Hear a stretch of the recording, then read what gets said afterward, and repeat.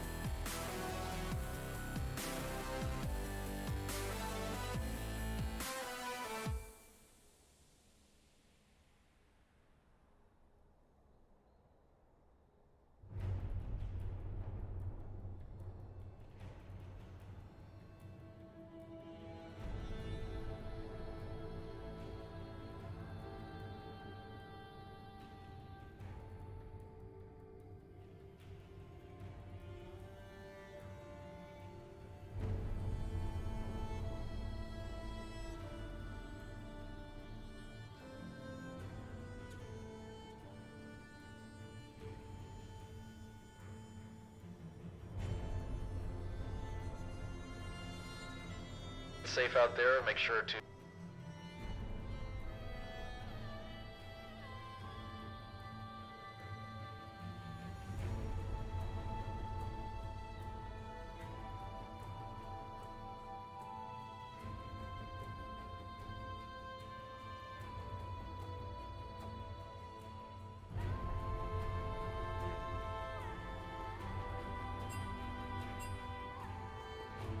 side areas here.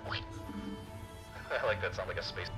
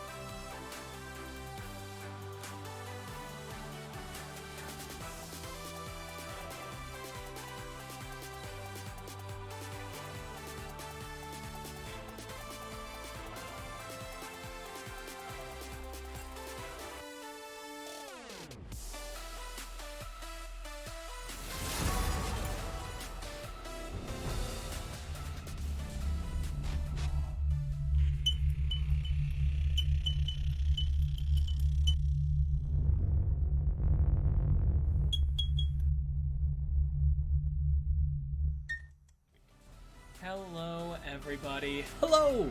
We are here. It's me and Jack. And Jack and me. And we're here for our other Diamond quarterfinal. Ah, Yes. we forgot to update the... Ooh, boy.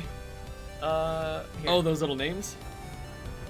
Well, I can cover the team introductions. So over on the blue side for Game 1, we've got US Army Esports. Over on the red side, we've got Unlucky Ascension.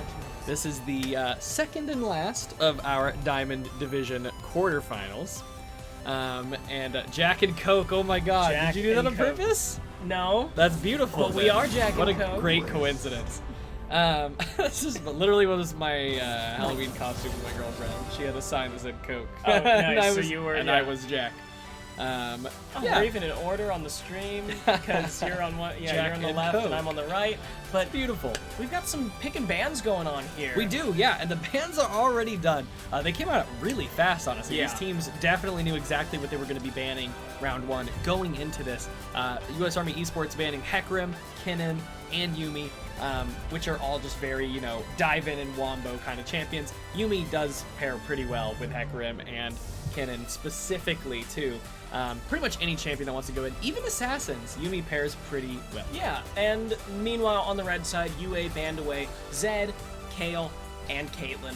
The Kale probably trying to dissuade from that Kale-Kaisa combo, even since Kaisa is still one of the strongest ADCs right now. Taking away the Kale just means that you can leave it, you can leave the Kaisa up and threaten to pick it, but you're not going to let them have a combo, especially since it seems like they were prioritizing something that wasn't Kale-Kaisa. Right. Or Kale or Kaisa, rather. Yeah. They're going to take we see, Zaya. we saw the Sejuani. other good ADC. The other good ADC. We saw Sejuani come out as the first pick. A pretty Sorry, safe... we don't have headsets. I can't hear the music. Yeah, we will get that one tweaked. Migrating to our second stream setup. So not quite as used to this one as the other one. But yeah, so Sejuani coming out as the first jungle pick. Pretty safe pick, right? Yeah. Good engage, right? Good team fight. She's honestly a pretty good skirmisher as well. Once you get in the mid game and start to finish like in Bomby Cinder and stuff, her clear is actually pretty decent as well, especially against those camps with lots of little guys like Wolves and Raptors. They immediately went with Olaf as a pick. I don't know if we'll see him, go for like counter jungle and kills. His ultimate, is the antithesis of what Sejuani wants to do. She wants to lock people up, and Olaf refuses to be locked up. So they're gonna go with Ahri as their next pick. Somebody who's pretty mobile, doesn't and- rely on CC to get away from the Olaf, as well as Kaisa, who she only has her ultimate and her speed boost, right? Which aren't. The ultimate is really good, team fight mobility. The speed boost can be, hit or miss depending on the situation. Going invisible when you get to that point in the game is very nice. That is very nice. But so those champions might have, Ahri and Kaisa might have a better time trying to stay away from this Olaf. Yeah, and the Olaf really isn't that much of a problem for these two champions, not only because of their mobility, but also just in general because Olaf isn't the problem in most team comps. He's really just an initiator to get you to blow things on him and kill him fast. Right. Really, the problem here is going to be that Zaya Rakan, that lovers duo. I expect nothing more from UA than to just camp bot early, shut down this Kaisa, get that Zaya ahead. Of course, Kaisa has a mid-game power spike, whereas Zaya is much more late-game oriented. So if you can put Kaisa behind and you can get Zaya and Kaisa spiking at the same time, you're going to have a lot better time with Zaya. But that's an Alistar hover, and that's not going to be an actual Alistar pick. That would be an interesting top lane pick or something. Yeah, like an Alistar top. Or I guess if Olaf Rakan went to a top, lane, Alistar but I don't think jungle. Rakan can go to lane anymore. No, But yeah, I mean, they do have the Sejuani to if they need to engage on the side of US Army Esports right now. But Zaya and Olaf, Zaya, her ultimate of course could just completely avoid Sejuani's ultimate if she needed to. Malzahar, an interesting pick here. He can, right? Like his passive can be situationally helpful against Ahri Sejuani, right? If you try to initiate on him with CC, he will block that. You have to poke him first. So situationally useful. As long as he can manage keeping that passive up late game, he can avoid getting CC'd. And so between Malzahar, Zaya, and Olaf, they already have a whole lot of potential to avoid CC, right? Xayah needs to have the ult up and use it. Malzahar needs to have the passive up, and Olaf needs to have his ultimate up. But situationally, they can have a really good counter to Sejuani. And so as a result, Kled's going to be the next pickup. If you were gonna, juke or otherwise avoid CC on that first all-in, Auto lock it. There is no Kled's getting running. away from that Kled ult. Malzahar, Xayah, Olaf, lots of self-peel, CC cleansing, Rakan, of course, very slippery. So the four of them are looking, the four of members from UA right now are looking very good into the Sejuani Ahri. But of course, as you mentioned, Kled basically picked to counter that. He runs you down, you can't really do anything. He's auto attacks, he's dashing into you. Soraka is an interesting pick here, and I'm not sure how this is going to go. Very immobile, especially when you consider how engage heavy Rakan is at the early levels. Xayah Rakan are still one of the most punishing bot lanes for these immobile enchanters like Soraka, and I want to see what Tien Sama and DCDK can do to punish this Soraka and keep her from being able to influence the rest of the map with her ultimate the way that Soraka is wont to do. Man, Rakan and Olaf sprinting into the enemy team, they have Karma to facilitate like them, running in and their own, speed boost ultimates. But it's going to be tough. They have to kill, if you want to kill somebody else, you pretty much have to kill the Soraka first. Malzahar and Xayah and Karma don't have a ton of ways to deal a lot of damage to someone in the enemy backline, right? If you have like a Xerath, right? Yeah. Or like You can poke Vel'Koz late, or but you can poke deep, or but- Lux, right? There's a number of champions that might have some ways to hit people in the backline without putting themselves right directly in the middle of the enemy front line.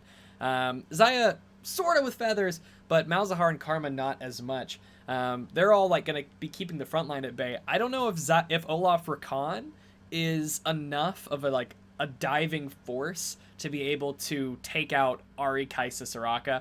Ahri, Kai'Sa very mobile and will have the healing from Soraka, so they pretty much have to go for Soraka first. And if they get Soraka, then they've used their time and effort to kill her, which is helpful. But now they have two people getting focused down by the two enemy carries.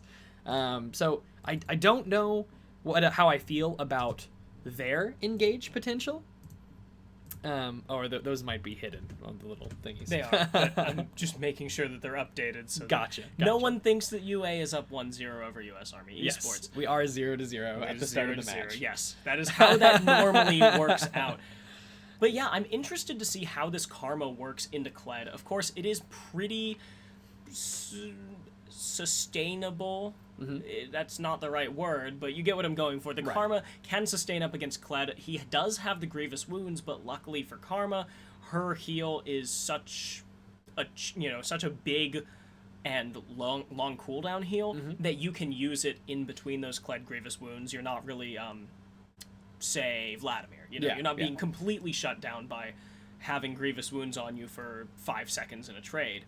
Meanwhile, Malzahar against Ahri, we did talk about how Ahri does have the mobility advantage there, but Malzahar does have a little bit of that. If you can play around the passive, if you can Right, get good yeah. ganks from Olaf with that Nether Grasp, with the silence, it should be pretty easy to lock down Alacrity. Ahri doesn't have much living power after she gets ganked. And then the bot lane, I don't like the Soraka necessarily. I think it's a very greedy pick into the Rakan, especially with Olaf, and I want to be able to see It's Me That's OP live through this laning phase, but I also want to see Talented walk away with an actual lead. Man, I think these are going to be some pretty scrappy team fights. Oh yeah. I think Olaf and Rakan are going to have a hard time getting onto Ahri, Kai'Sa, right? But they are champions that are really good at getting on people.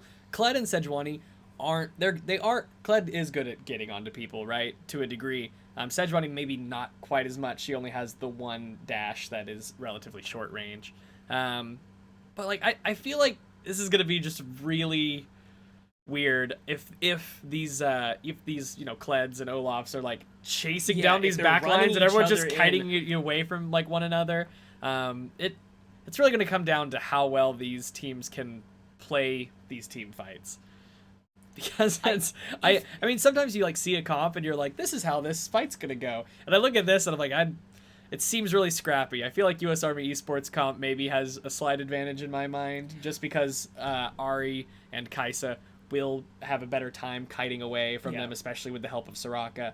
Whereas even if Sejuani and Kled get kited away by the less mobile champions on the enemy team on Saucy Summoners, because Malzahar and Xayah are definitely not as mobile as Ahri and Kai'Sa. But even if they can peel them off, I feel like Olaf and Rakan will die much quicker than Sejuani Kled will.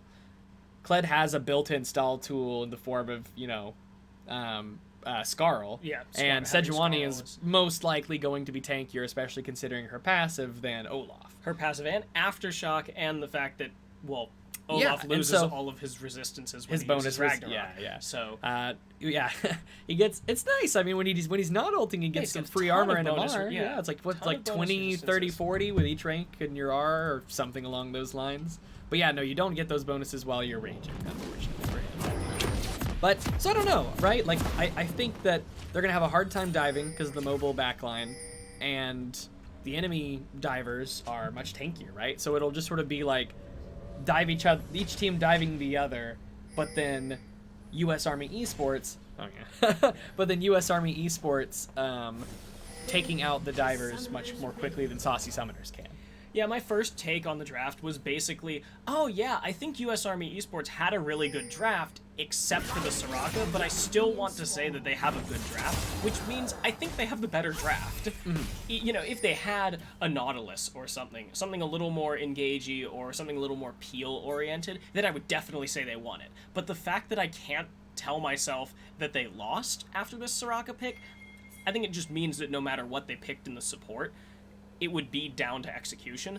But now we might have a bait here in this bush. 3 members of U.S. Army Esports against UA's 2 who might walk into something. Sacred Strike's walking just Sacred Strike. They moved to that side of the bush, but they're not gonna blow their cover here. Unfortunately for them, the enemy team is starting on the other side. I don't really think they're gonna find anybody at this bush unless they give up, presence in their laning phase. At which point the enemy team might get suspicious.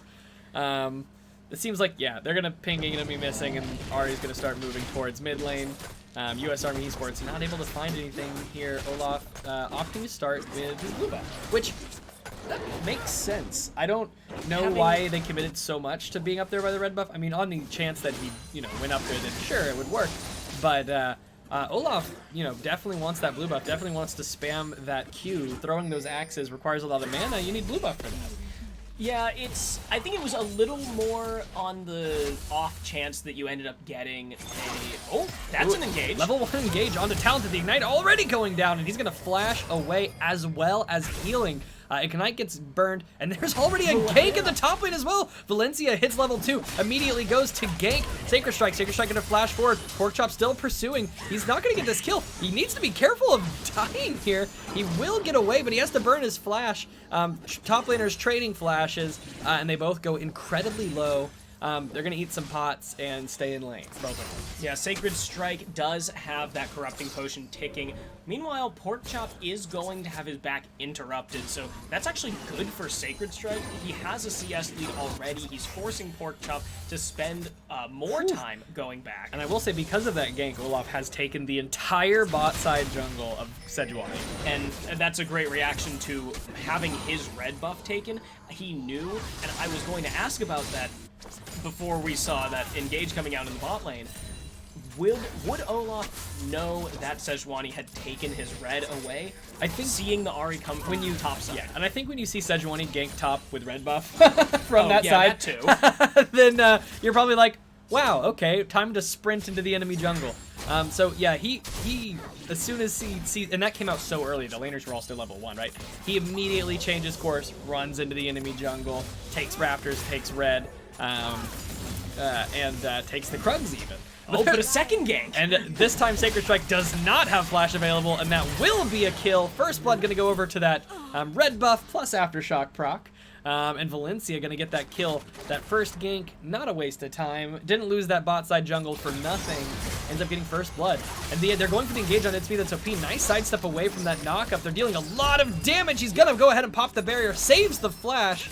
And will get away. Yet another summoner burned here for U.S. Army Esports in the bot lane. Over the course of the split, Unlucky Ascension has had the superior bot lane in most of these games, and it still holds true when you look at cross-conference. Talented and It's Me That's OP have been a very formidable bot lane, and even the two of them have individually performed when the other was out for subs, but Tien Sama and DCDK are just so good at this game. They work together so well, and losing that trade hard. Sorry to oh no, that's certainly correct. Sacred Strike almost taking Porkchop off, and he is going to pull him off of Skarl, and Porkchop's going hard for Sacred Strike, and while he maybe has a chance, especially with the remount, Bear is going to be showing up here in the top lane, going to chase him off. Wow, that first trade did not go well. But you know, when you're mini Kled, you actually get a speed boost running towards enemies. Brave little Kled. Oh, it's a third gank, and Another Sacred Strike gank. is just dead again. Porkchop gonna leave this one alone. The root will come down and he gets the heal, throws out the stun, but the Q will be what finishes off that kill. I don't believe Sejuani's stun actually does the damage. It's when you detonate it? It is when you detonate it. when It you does a detonate. very small amount of damage Okay. for stunning, but it's like 10 damage. It's Okay. something very, very Nominal. insignificant. But yeah, the Just to proc stop of backs. the stun is like a few hundred damage. Gotcha. So, Yes. Which is, she has, you know, some of those like very tight combos she can do where she gets off like the ultimate, right, counts towards that passive too. So you can like stun, ult, start proccing preparing the next stun like while the ultimate's like after it's shattered. You can ult, charge, Try to do in, it a couple auto times. attack, use Yeah. your bola, Ooh. and not gonna find Talented. Talented trying his best to read these engages, and he's just barely staying out of that circle from Rakan every time. And now DCDK is very low. He does have his Frost Fang, or not Frost Fang, Right? Spell Thief's Edge, that's what it's called. Frost Fang is level 2. But he has his Spell Thief's Edge, so he's not Where's getting... getting saucy somewhere about that? Instead of the Unlucky Ascension? Sorry, I Now know. you've got me scared. I know. I could have been saying the wrong team name. Oh, Lord. Now I don't even know. All right, Bear getting chased out of the enemy jungle right here. The stun comes down while he's in the air. Here comes Alacrity off the backside. Dashes over, and the return on that Spirit Orb will be picking up the kill. Dashes over the wall to get away from the enemy bot lane, and they will pick up Olaf. You know, for an ultimate cooldown, but they get away. No summoners burned for that.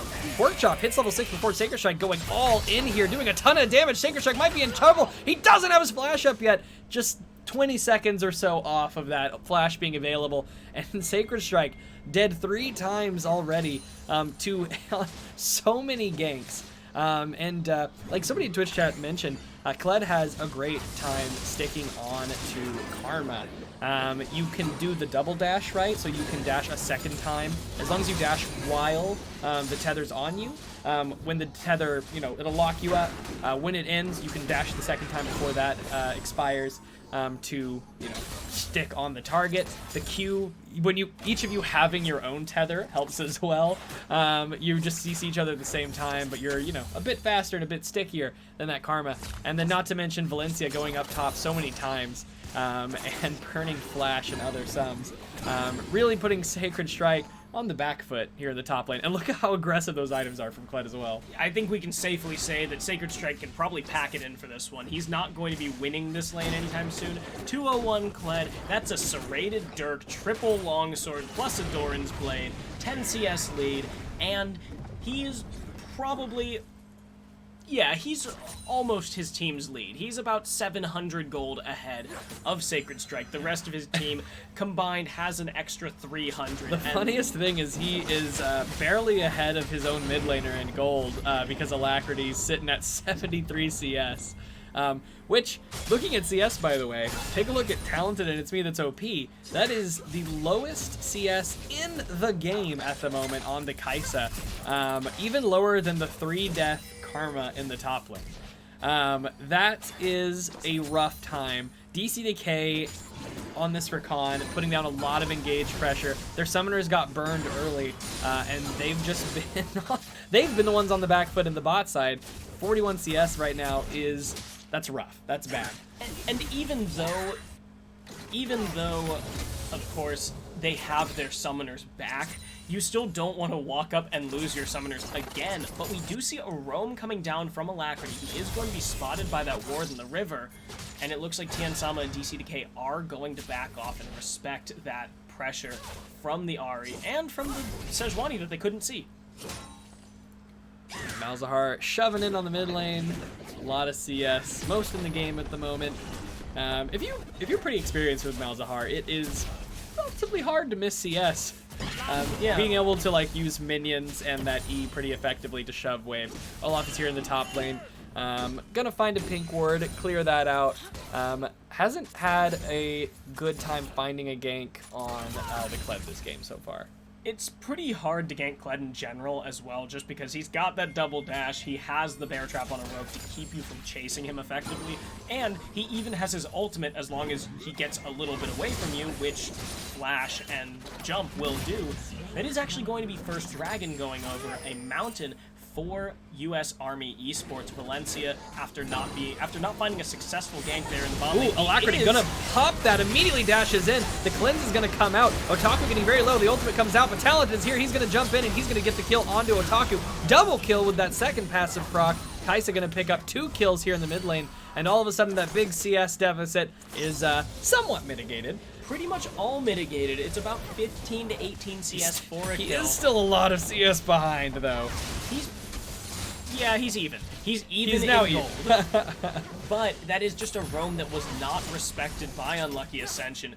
Chingbear, he could have just left the Otaku to die, and he probably should have, because the bot lane of US Army Esports was roaming up to try and finish off that Malzahar and also take turret plates. They got to take turret plates, they got to kill Malzahar, but on top of all of that, they got to kill the Olaf as well, and that wastes valuable time that he could have been using elsewhere on the map. So now we do see US Army Esports pulling ahead by almost a full 2,000 gold lead. Whew. And honestly, considering that they are 6-0, I would imagine it should be more than that amount. But there is such a big CS lead in the bot lane that is helping them keep up a bit in that regard. And not only do they have a big CS advantage in the bot lane, but pretty low CS from Talented as well. Yeah. So like that adds a pretty big discrepancy of where you might normally see a game that was 6-0 like this. But 2K still substantial for 12 minutes. And oh wow, they're ulting onto Otaku here. Yeah, he is going to get jumped on by Pork Chop. He has to flash away, but that's not going to be enough. Valencia with the kill credit. Meanwhile, Talented, he's on the run. Chingbear in here in the bot lane. He's going to use the Ragnarok. He's going to find the shutdown. And now It's Me That's OP is going to get away. No, not quite. DCDK going to take that. Pork Chop dismounted. Chingbear chasing him down the flash forward by Tien Sama. And they cannot quite get him, can they? Sacred Strike. One more will do it. And he does not remount before Tien Sama gets the shutdown. Yeah, throwing down that Xayah ultimate to drop aggro. And even though they lost that kill on the very top side of the map, they had a huge fight here in the bot lane. They didn't lose a single member here in the bot lane. They picked up a tower and they picked up 3 kills. They are still going to be behind in gold because of what they lost in the top lane and because of this turret going down here in the mid lane. 460 golds right there. So we are still going to see a pretty big gold lead in favor of US Army Esports, but that does at least put some gold back in the pockets of Unlucky Ascension as well. Put some gold in the pockets of Unlucky Ascension, but they actually end up behind in that trade. They lose about 300 gold because the Malzahar had full kill credit on him, but the turrets that went down and the CS and pressure that were picked up by Army, it just meant that even though it was a 3-for-0 in that bot lane and a turret, UA can't find a way back just from that. So they are going to need to be able to find better 5v5 fights instead of these small skirmishes on the side lanes, and that's a pause. And we have a pause. There's a whole bunch of spammed on the way pings there. I don't know if that has anything to do with it, but I don't know. I have to imagine it's a ping issue or something. Should we throw it over to a little camera screen Yeah, while we while we wait for a moment? Go over to the camera screen. You can see our beautiful faces in full view. Yes. Hello. If you missed it the first time, Jack and Coke. I'm Coke. Beautiful. Hello. But I don't know. This has been a good game so far. I did think US Army Esports comp maybe had the advantage at the beginning of the game.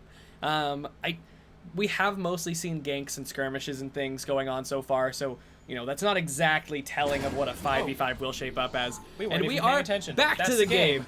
We are back into the game. We didn't miss anything. This is popping right this back is in like where a we left second off. after. Yeah. But those spam pings, I'm guessing they were because Chingbear was taking these control wards here in this Dragon Pit, prepping for this Cloud Drake that comes up in a minute and a Already half. going and over the wall, putting down some serious pressure into Otaku, who will burn Ghost from that unsealed spellbook, which he has, and will Blast Cone out as well. And that's not really a loss for Otaku, of course, that is his keystone, and he wants to use that because he wants to be able to have, say, Smite for a dragon, or a Baron, or something, but Ari coming over the wall doesn't have ult. And then Gets something the happen here, charm. nice charm. It will be mitigated by that Aftershock, but he's gonna get stunned up and finished off by Talented flying in with that ultimate. Tien Sama going pretty low, nice Blade Caller, but a stun will mean that he's gonna go down to Valencia. Yeah, Tien Sama did have the heal, but didn't have the Feather Storm, and that means a quick pick for US Army Esports. They are going to take down the bot lane of UA, and with this minion wave pushing in, I think this means that they could crack their first inner turret of the game.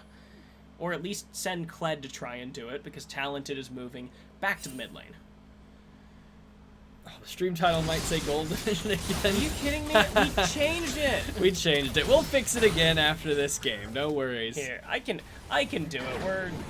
We'll be fine. We're at a Don't relatively you guys chill moment. worry. Well, we do have a Cloud Drake spawning in 15 seconds. That's why I changed the wrong stream title. It's all good. But we've got Cloud Drake spawning in 3 seconds. We've got a member of Unlucky Ascension backing in the top lane. We're going to see Porkchop and Sacred Strike start to skirmish a little bit. However, US Army Esports has a lot of wards on that side of the jungle. They see the enemy's team coming, and Porkchop disengages, retreating away. And the Dragon will go over uncontested. The second Drake, this time a Cloud Drake, going over to US Army Esports. Not so great for UA. We had Chingbear in the bot lane trying to take down those control wards, build a little bit of vision control on that dragon. Unfortunately, he was pushed away, wasn't able to get anything to stay, and US Army Esports just put vision back and then give up 30 gold for the dragon. Give up 30 gold of that control ward and place another one so that you get the dragon later. That's totally worth it. And now they have a 2 dragon lead on top of the 3 and a bit thousand gold that they have over UA. I want to see them take down this last outer turret, however. Whew. All right, so I do think if we see this go to a point where they're not running around the map, Sacred Strike gonna be a little bit in trouble here. Porkchop doing so much damage, and has that Iceborne Gauntlet is helping, but not helping enough. Can Sacred Strike get away from Porkchop here? He's not able to. The heal comes through. He gets another slowdown, another speed boost. Porkchop gets the dash back. Nice juke from Sacred Strike. Will get him away there. Sacred Strike gets a little greedy. Maybe decides he wants to try to fight. Porkchop gets too close, and Porkchop picks up the kill. Sacred Strike getting the dismount, thinks maybe I can kite him out. Maybe I can get this kill, but steps too close, starts eating that Kled damage, and goes down once again. Ooh, feels bad, man. As you were saying, when Kled is dismounted, he gains extra movement speed running toward enemy champions, and Sacred Strike just did not consider that. He moved a little far forward, and Porkchop was able to close the distance there. Didn't even have to use his pocket pistol because, oh, the Otaku. Yeah, hit that charm, and then a lot of poke comes in after that. You got the Sork Boots and the Ludens, and that's already a recipe for a lot of burst. Yeah, the Sork Boots, Ludens, plus, I mean, you've got a Fiendish Codex in the pocket and a Blasting Wand, so it is a fair amount of magic penetration and just straight AP. And this is getting really aggressive here. Gonna get stunned up. Here comes Rakan. Nice dashes to get in here. He will get the knockup. He uses the ultimate, but now he's getting engaged on. And now we see Unlucky Ascension running for their lives. Tien Sama will go down to Alacrity after getting charmed. Talented going to pick up the kill on Olaf. They're trying to retreat back under their tower. All 5 members of US Army Esports are up. Double kill going over to Ari. Otaku's ultimate is going to help, but not be that effective. Alacrity's out of mana on the backside. Porkchop is here. Can he get the kill onto Otaku? Otaku's going to flash away. That Q's going to come out, plus that turret shot damage, and we're going to see Kled go down. But it is a 3-for-1 in total. Not to mention, US Army Esports got more kills onto Talented. They've evened up and then some on that CS lead that Tien Sama still has over Talented. He's 4-1-3 now. He's about to finish his Rage Blade, I'm certain.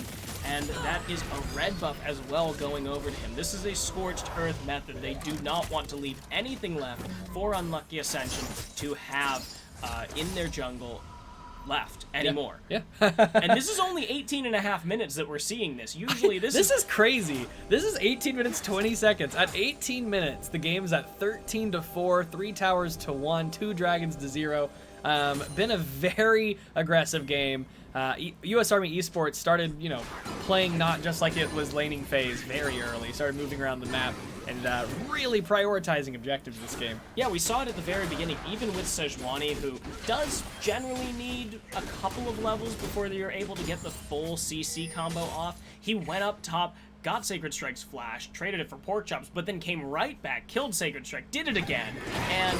Well, Pork Chop gonna get engaged on here by Malzahar. Rakan is here to try to lock him up as well. The Ignite comes out. Can they put down enough damage? That's a lot of damage going on to DC Decay from Valencia and Pork Chop. Here comes Olaf. Tien Sama will get the kill. We're gonna see Valencia try to stall for some time, but he doesn't have anyone coming to help. DC Decay with another knockup, and Tien Sama will be the one picking up that shutdown. We're gonna see a teleport to a minion here in the mid lane. It's Minotopi and Talented. That is a slightly mistimed Soraka's, I don't know what she calls that, the thingy with the silence. Equinox. Slightly mistimed Equinox, not gonna hit that snare when they arrive from the teleport. Tien Sama and Bear will pick up that tower. It looks like they might take a little bit of jungle camps before retreating off towards this dragon. The next dragon is going to be an Infernal, and this will be the 3rd dragon of the game that US Army Esports picks up, unless Unlucky Ascension can contest it. Yeah, Unlucky Ascension does have the current dragon control. They've got Olaf and Tien Sama on it, and they are going to try and take this before US Army Esports can get here. Kled has the ultimate, though. If he uses it now, he will have a much better shot. It's Minotopi is going to see that this is going down. It doesn't look like they're going to be able to steal it. Kled is here. He has Talented running in on the backside. Bear does not have the ultimate available, and here comes Alacrity off the backside. Bear is surely going down. He does, but red team, Unlucky Ascension does get that Infernal Drake. And however, they're starting to maybe look towards Baron, considering they just killed the enemy jungler. Yeah, it could have been a good trade for Unlucky Ascension if it weren't Chingbear that died. If it were even Tien Sama, I think that would have been better, because at least you have that smite pressure back on the map. And with how fast-paced this game has been, with how much the US Army Esports has been pushing the envelope, at 20 minutes, they're actually in a spot to take this Baron, and it is actually going to be... The ultimate goes on to Alacrity. He's going to QSS it away. Tien Sama is about to go down. Talented into the backside. Nice CC from DC Decay, but Talented will flash out, and he is still alive. That heal's going to come out, and it will keep him alive despite Tien Sama's damage. Talented healing up a storm from the Soraka. Minotopi gets really low, but he will be picking up some of these honey fruits. Gonna regenerate that a bit.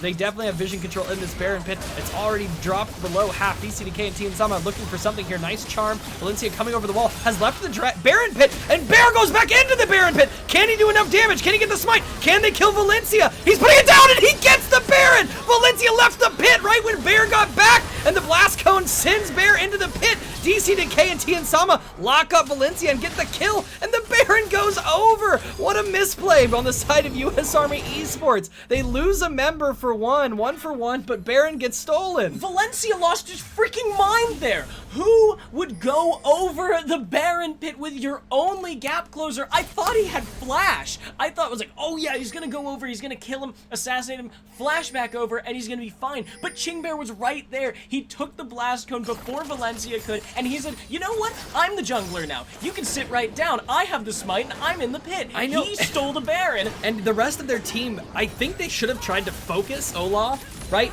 With no damage hitting Baron, they should have tried to focus Olaf. They did disengage for the Baron to trying to stop putting damage down, but it was already at just over 2,000 health when Olaf jumped to the pit. He pressed R, he pressed W, he started taking Baron himself and then smites it while Valencia can't. And Baron is stolen. Really nice play on Bear's part.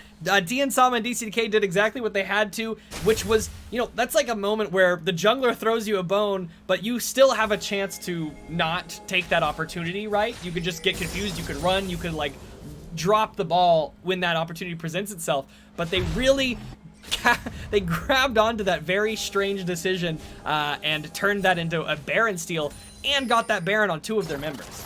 That is something that Tien Sama has been very good at in this split. He has taken the opportunity when it's presented itself to him. Of course, he has just been a very good and proactive ADC as well, but specifically, he has had multiple plays where a little misplay by the enemy team means that he just grabs on and says, thank you, this is mine.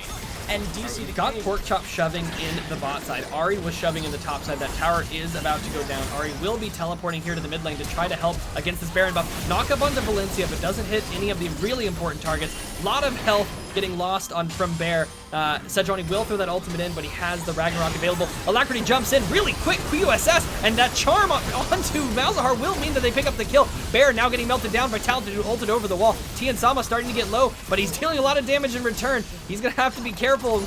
Valencia, he's looking so many low health bars that Tien Sama wants to get. Valencia running in on the backside.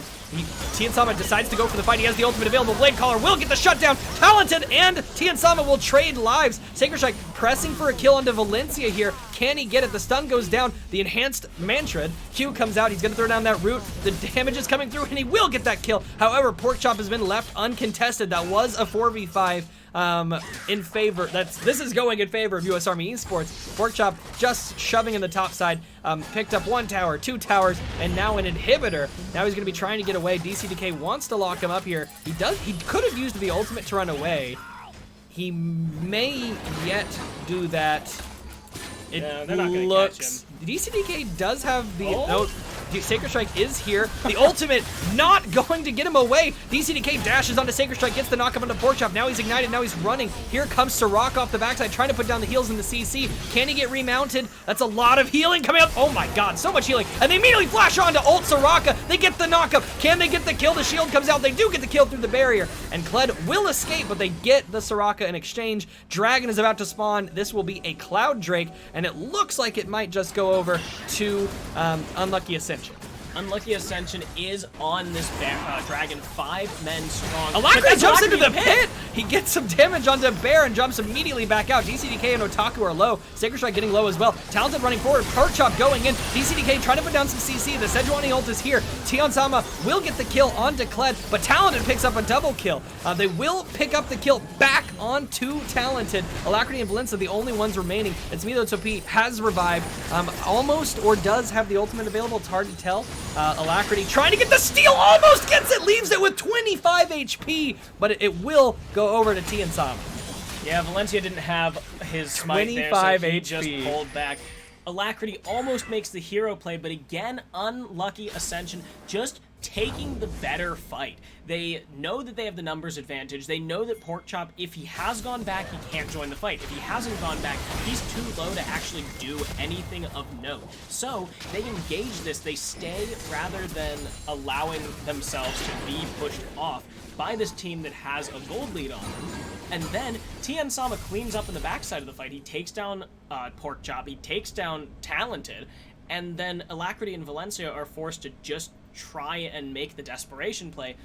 US Army Esports is still in a gold lead in this game. They're still 2,000 gold ahead, but they're playing scared. They know that Tien Sama at this point is strong. 8-3, 3 full item Xayah, and that goes a lot further than a 3 full item Talented on KAIJU. It definitely does. All right, so we have Baron coming up in 40 seconds. Scuttle Crab's going to be spawning soon as well in that top side. Unfortunately for Unlucky Ascension, and fortunately for US Army Esports, that inhibitor is still down in the bot side, and those super minions are pushing. Sacred Strike has teleport available and is currently trying to deal with those minions, but he also needs to worry about Pork Chop deciding to all-in him while the rest of his team is over here near Baron. Vision around Baron is definitely in favor of US Army Esports. They don't realize they're staying on a ward. They will realize it now.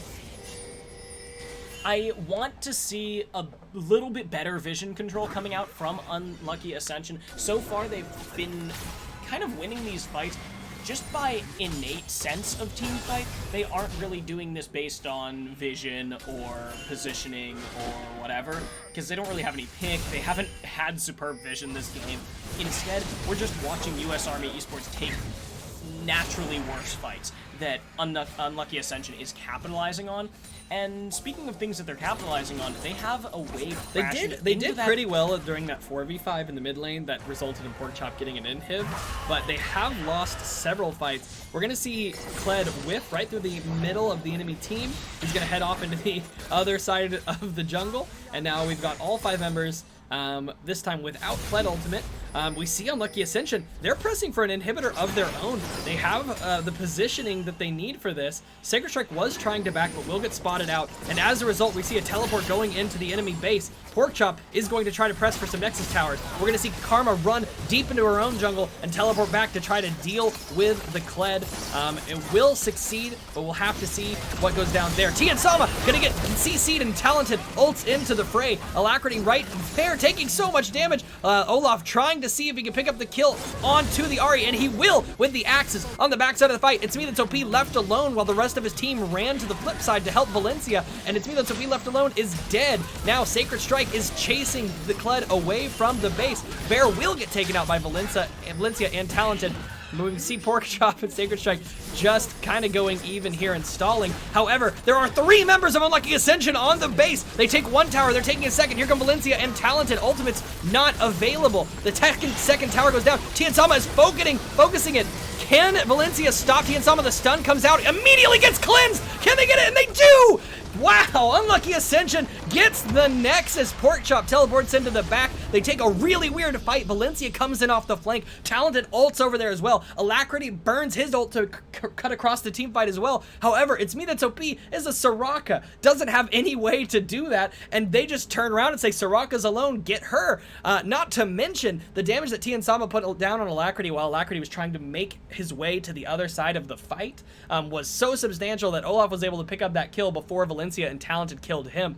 Really weird fight there at the end from US Army Esports, splitting up their team across that mid lane, chasing Olaf deep into the jungle while It's me that's OP died, and then the other 3 members just ran into the base with a numbers advantage while Sacred Strike dealt with Porkchop. Then that whole thing started because UA said, okay, if you want to get the Baron, we're going to try and take your base. So Army said, oh yeah, well if you want to take our base, we're going to take the base that has been cut down further than yours. They sent Porkchop with the teleport into that Nexus turret.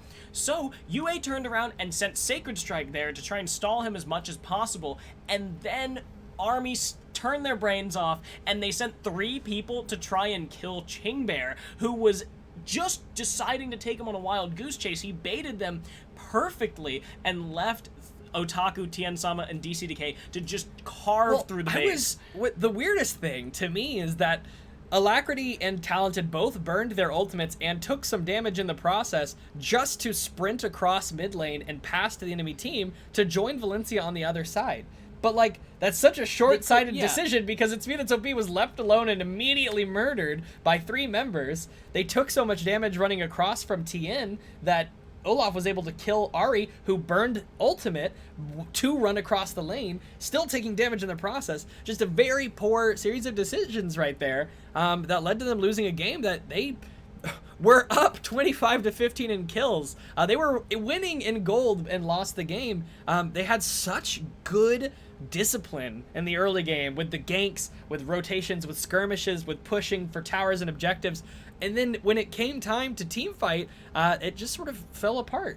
Yeah, so while everyone recovers from that, we're going to take a quick break. We're going to go to the BRB. We're going to come back, and we will be back with our game 2 to see if Unlucky Ascension can bring it back, bring out a strong showing for game 2 and close it, or if US Army Esports can shore up those weak points and come back to take it to 3. So we will be right back. Don't go anywhere. That was a hype game.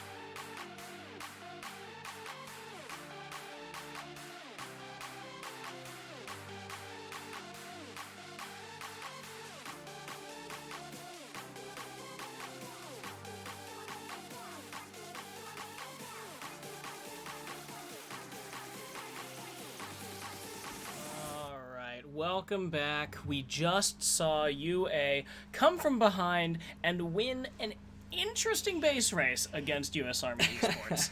I think it just came down to one big thrown team fight and a pretty good teleport into the enemy, his own base to stop Porkchop's push there. So we're gonna have to see what changes come out from these teams. Looks like Porkchop going to be banning away Yumi once again, and Zed once again. Same bans so far. This game, US Army Esports got to have side selection, whereas Unlucky Ascension had side selection last game, as they were the 2nd seed versus the 3rd seed. US Army Esports going to opt to go with blue side. So same sides here.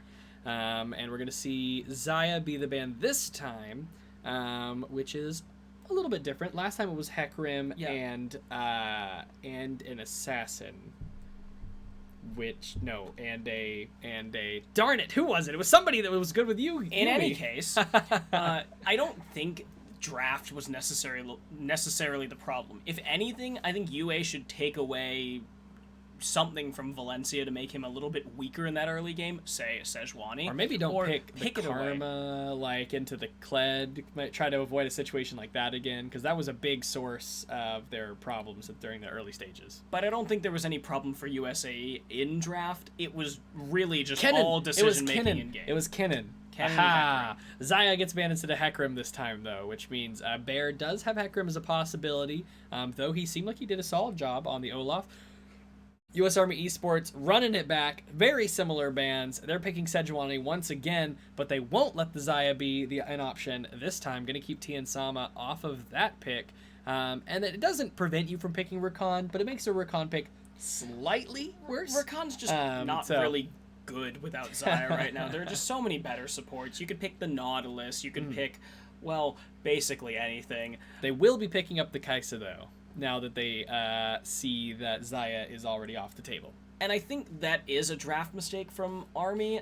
Yes, you get rid of Tien Sama's Xayah, but you leave Kai'Sa up, and then you basically, that is both of the strong ADCs right now. You're going to just hand over that Kai'Sa because... And Caitlyn got banned as well already, too. Because you've prioritized Sejuani, is the thing. And yes, I don't think it would be very good to give Sejuani over to Unlucky Ascension. Right. But either ban Xayah, pick Kai'Sa, or don't ban Xayah, pick Sejuani, and then take the other ADC. I mean, so far, US Army Esports just running it back. Like, we basically won the game until we threw it. Maybe we just do something pretty similar. Don't have Xayah be in the game this time. And, yep, looks like they are borderline running it back. They won the early game pretty hard, so like I can see why they would want to do this, right? Like, let's ban the Xayah, do exactly what we did the first time, but this time we don't have to deal with Xayah.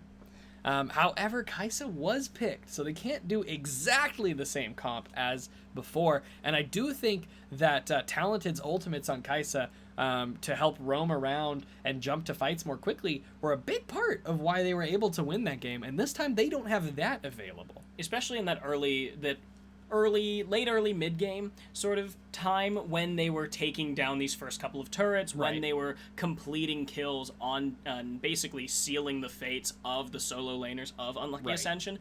Having Talented's Kai'Sa moving from lane to lane and then just trying to lock those down was way more useful than having an even CS, which was what we kept talking about. Tien Sama versus Talented. It was like a 40 CS lead for most of it. But I want to see what kind of supportive mobile ADC. He didn't really do that much hyper carrying. Right. It wasn't the Talented show by any means. It was a little bit more Porkchop and Valencia with supplementary damage coming from Talented. Maybe if they're looking for this early game, I don't know, a Lucian, even a Sivir, not going to get pushed too far in, going to be able to wave clear, but also going to be a late game and high damage, but not hyper carry presence. We're going to see Morgana and Zyra come out as support targeting bans, and Thresh going to come out to target DC Decay.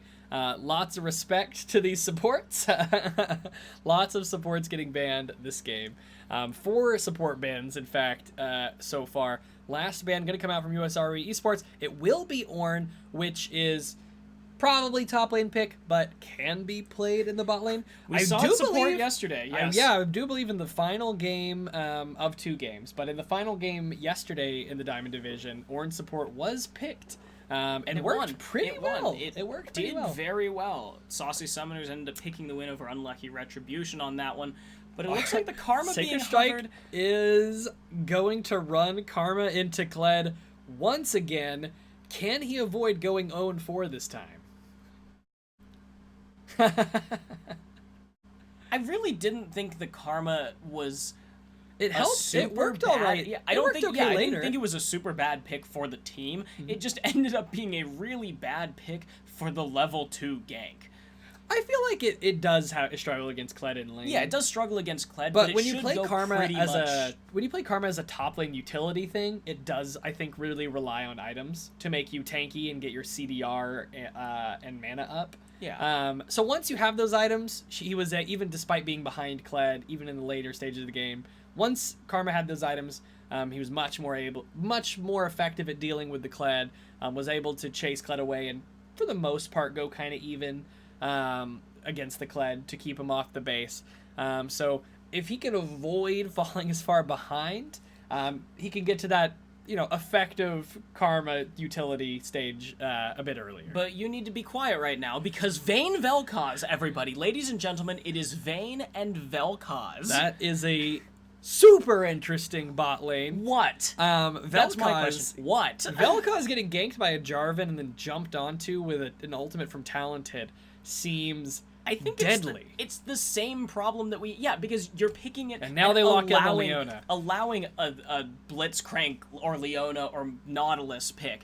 You just have the same problem, and even though we didn't see that abused very much last game, with a Jarvan as opposed to an Olaf, you have a lot more of a gap closer. You have, once they hit 6, you can't get out except for your flash, and I don't see a bright future for the bot lane of US Army Esports. I said it last game, but I'm going to say it again, because I think this one's actually going to come out on UA's side. I do not see a bright future for this Vayne Vel'Koz. Yeah, no, last game, overall, I was thinking US Army Esports had maybe the stronger comp, and I think I do still stand by that. I think they just didn't team fight as well as Unlucky Ascension and made some bad late game decisions, specifically surrounding team fights. This game, though, I do think I would give the edge to Unlucky Ascension in terms of team comp. I know Karma got just destroyed by Sejuani Kled last game, and we once again have Kled Sejuani again. But I know, I think people can learn from their mistakes. Karma will probably try to play a little safer. Jarvan and Karma might work together a little more to try to get some more wards on the top side to avoid the same thing that happened. And honestly, if Karma can play safe and Sejuani and Kled, Valencia and Porkchop think, let's just camp Karma again. I think if they fall into that trap of just trying to do what they did to Karma again, that Jarvan is going to have a field day on Vayne Vel'Koz with the help of Leona Kaisa. My thoughts exactly. If they stay in the top lane trying to camp Karma to replicate last game, Bear might just leave Sacred Strike out to dry because he did eventually come back and be useful despite that last game, and instead go and help Tiansama and DCK in the bot lane and just play so aggressively. Vayne can only peel one person with the shot with the knock into the wall stun. There's a very simple equation that most junglers figured out over the last 2 years. If you go top, you get 300 gold plus 150 gold of assists. If you go bot, you get 600 gold plus 300 gold of assists. Which one is better? The answer is bot. Just having, it can be harder to gank sometimes. But not this one. Anyone who, I'm going to say it, anyone who drafts two immobile champions against something that can just dive you and kill you repeatedly, you have to be a god to pull this off. Yeah. And Ahri, and if they're not going to, play like that, Porkchop needs to be ready with the TPs. Alacrity needs to be ready with the TPs. Sejuani needs to be hovering bot. They need to try to turn that aggression against Unlucky Ascension if they want this to go well. And Talented and It's Me That's OP got bullied out of so much CS last game. What got them back into they didn't die, but what got them back into the early game after falling that behind in CS was the roam mid that relied on the KAIJU ultimate to get there. They don't have that option this time. They won't be as effective as roaming as they were last game, and it seems like Unlucky Ascension already saw it in Champion Select when the Vel'Koz came through. They locked Leona. They have the Jarvan already. They had the KAIJU already. They are ready to go aggressive. The Vayne pick really is confusing me here because it doesn't really do anything with the other 3 picks. And, I mean, of course, the Vel'Koz as well, but Kled, Sejuani, Ahri, it's Condemn. that's pick, that's kill, that's continue, and that is just snowball your lead. Vayne doesn't really do any of those things.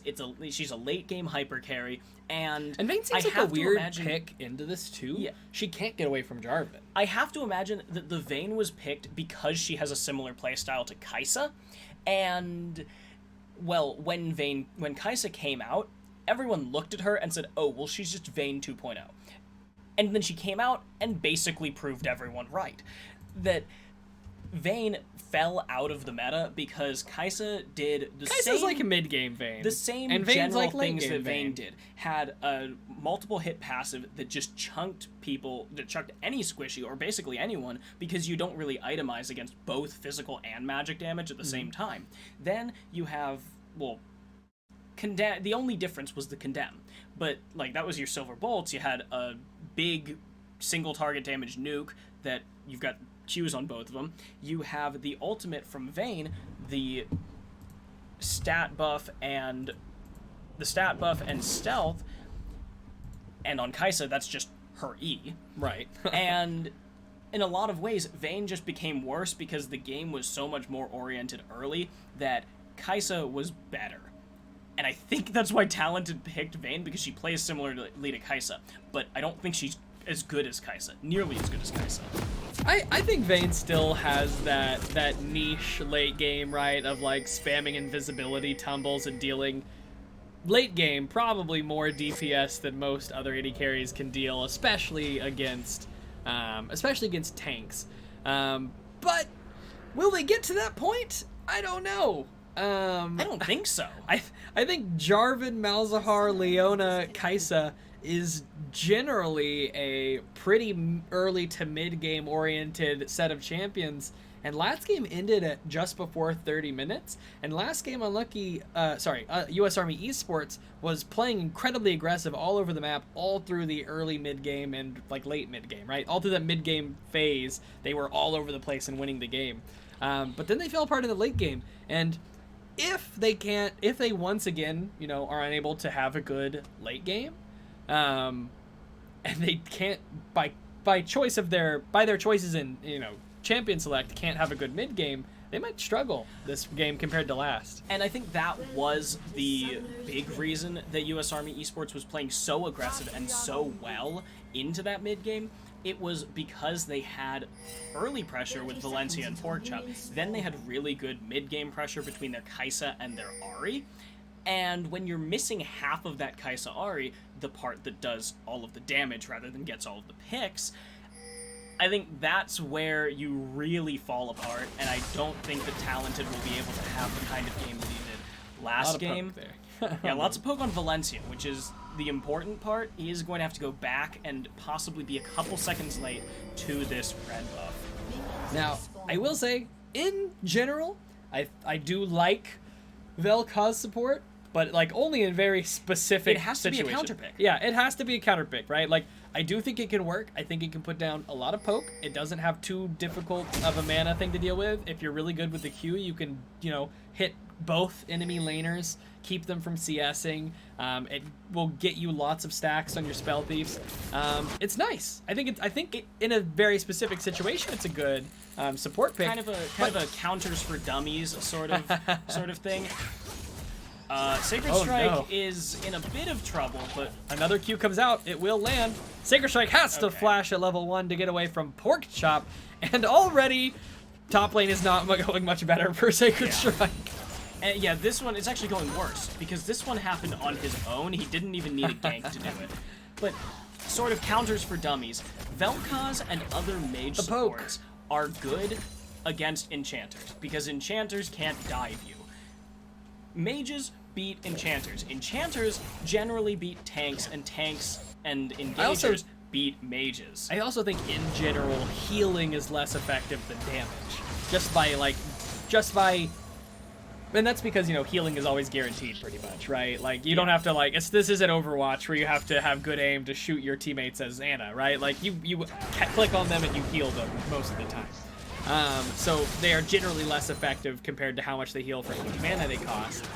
So poking an enemy with your Qs, when you're a Vel'Koz against an enchanter, you will win the war of attrition in terms of mana and damage versus healing against an enchanter as well. Yeah. And this bot lane actually already is going in favor of US Army Esports pretty unexpectedly. But the early poke that Vel'Koz managed to get off, if Tian Sama were Chop's going in on the Sacred Strike, but Jarvan is here. He will kind of read the situation, though. He sees that Sacred Strike doesn't kite away and just is kind of like, fight me. And he immediately turns to run as Jarvan comes out of the bush.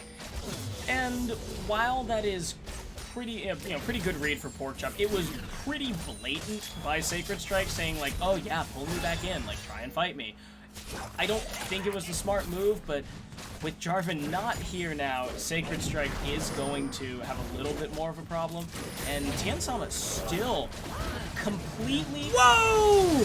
They poked Tian Sama so much with the Vel'Koz Qs, they got the first blood. I'm sorry that just happened while you were Tian talking. Sama, what the hell? Tian Sama gets poked out. He gets knocked so low and keeps eating Qs from Vel'Koz. He dies. Oh no! Really impressive on Vel'Koz support's part. Up in the top lane, Sacred Strike is trying to kite Porkchop, but Porkchop so much faster. Will get remounted. Sacred Strike will kind of win out the trade, but is completely out of mana now. Tian Sama, DCDK flashes in just as Valencia flashes to the side. Support for jungle flash burned. Tian Sama now back here in the lane, just hit level 3, talented, and Vel'Koz, it's Minutes OP, level 4. So when they didn't push fast enough, they weren't able to push fast enough, so they got pressured, and the enemy bot lane hit level 2 before them, and that led to Tian Sama getting poked to the point that even when DCDK hit level 2 and 3, they couldn't go in. And then Tian Sama retreated under tower to avoid getting all in, and just ate so many Vel'Koz Qs, and then an arcane comments that he died. So much of this early lane in the bot lane for Unlucky Ascension was predicated on you need to actually get a level advantage, or at least have your levels faster than the enemy team. If you have level 2 first... Okay, this could be interesting right here. Sacred Strike and Porkchop going for the fight. Sacred Strike getting pretty low. The second dash comes through. Mantra W comes down. Big heals onto Sacred Strike. Bear is here just as Porkchop gets dismounted. Both flashes come out. The knockup's gonna land anyway. Bear's gonna get the kill on Porkchop, and they're gonna be... that's gonna be a kill and an assist for Bear and Sacred Strike. Surprisingly... not the top lane and bot lane are already showing themselves to be a little flip from last game. And that's exactly what we wanted to see from Sacred Strike. He doesn't just completely go balls to the wall. He's learning the matchup. Yeah, he understands the matchup a little bit better now. He tries to kite in a less oh, they're going in, but knocked up. Talented is dealing a lot of damage to DCDK here. It's Minutes OP going very low, though. He flashes away, the heal comes out, the Ignite will still pick up the kill, and that's why Vel'Koz is rough against Leona. So much damage. Talented gets low, 2 flashes come out, the kill comes down, going on to Tian Sama. Valencia will pick up the kill and immediately starts to retreat because Otaku is here. Tian Sama still pursuing for damage. Flash ult from Malzahar. That was so weird. So he flash ulted so fast that the ultimate animation actually started before the flash animation finished. The funny part was so he watching kind of him slid. slide. Yeah. If anything, that was maybe like a spectator thing, or just I doubt. I bet it was a spectator. I want to believe that That's Valencia how was it sitting looked. there like, yeah, that's not actually gonna hit me. And then just as he dies, just seeing the Malzahar moonwalking toward you. Such a quick flash art. Nice roam from Otaku. Nice ultimate from Otaku. And Tien Sama becomes 2-1-1. And what started out pretty good for Talented It's Me That's OP quickly turned sour. DCDK gets a full set of burst on It's Me That's OP, takes a bit from Tien Sama, and Ignite ticks away that tiny mage in the bot lane health bar. Yeah, they trade 2 or 3 for 1 in the bot lane for Unlucky Ascension, so it does put them about 1,000 gold in the lead. Now, Sacred Strike tried to get Pork Chop's Scarl down. He's poking him down right here. He throws a ward. Sacred Strike's looking to get aggressive. Dash in, the Q will land, dismounted already. Sacred Strike takes a lot of damage. Pork Chop trying to pursue him. Valencia is here. Pork Chop is rooted and getting low. Nice stun on Bear into the wall. Leona comes in. Talented gets hit with the W. DCDK will pick up the kill with that W detonation. Bear does not want to get too close, so that way It's Me That's OP doesn't get the kill. Tien Sama hits level 6. He's going to ult in, and he will pick up that kill. And down go It's Me That's OP and Talented. Very nice ultimate from Jarvan. Bear gets both Talented and It's Me That's OP into the Cataclysm. Neither of them have flash available, and neither of them have a way to dash out of it. So even though they have a nice condemn into his own Cataclysm, DCDK has an easy time getting in there, dealing some damage. Tien Sama is able to follow up. And this bot lane is definitely swinging the way we thought it would go in the first place before Vel'Koz threw us for a loop with that kill.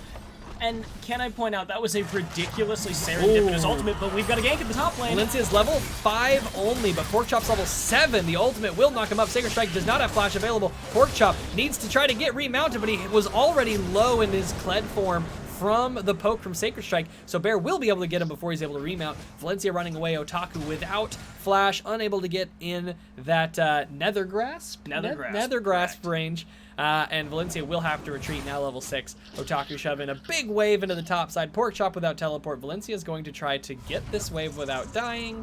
And it looks like Otaku's going to back to return mid. And that is going to be a turret plate going over, unfortunately not to the Otaku, but to no one. No one was in range. And always sad. Yeah, always sad to see it happen. Usually you don't notice it as a player, because if you're paying attention to it close enough, You'd be trying to run generally over there to get get it. it. It's half a kill. I mean, yeah, it's half a kill. Get You in gotta there. take that.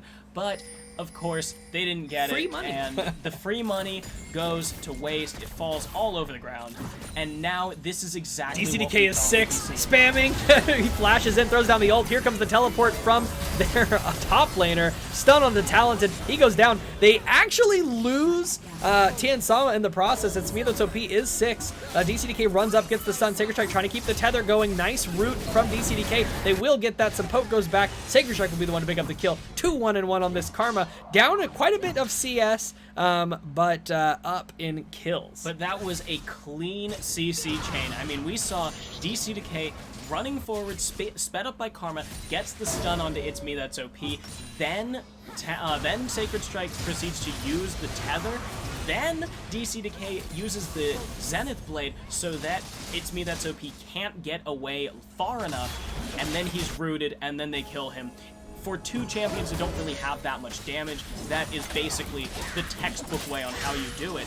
Now you've got Sacred Strike coming up. He has his Mantra Q available, and that's going to be another grasp. Woo, they're putting so much damage down into Alacrity, but he will get away. Valencia and Pork Chop are able to pick up the kill onto Sacred Strike. Otaku now without ultimate. Flash in from Valencia, but Jarvan is here, gets the knockup, gets the kill. Otaku about to go down to Pork Chop. Can he escape? Pork Chop will flash. The Cataclysm pulls his own mid laner back in, and Pork Chop will get the kill. Now Bear trying to pursue the kill onto Alacrity and will burn that flash, take some damage in response.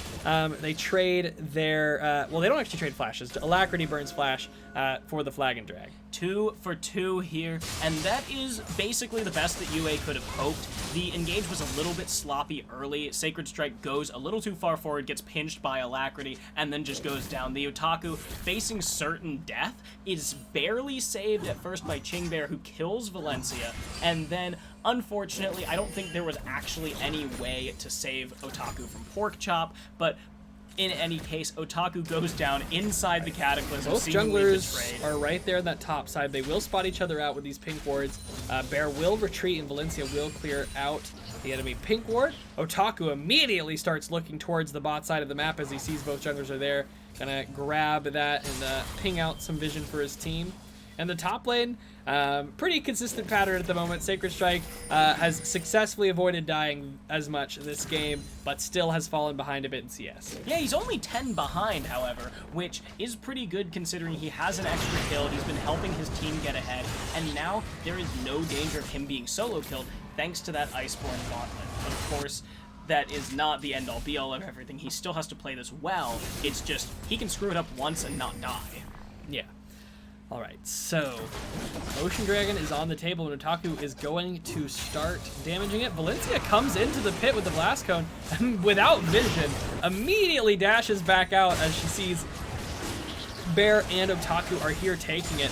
Valencia not even going to contest it. That Ocean Drake's going to go over, and that's 2 Ocean Drakes over to Unlucky Ascension.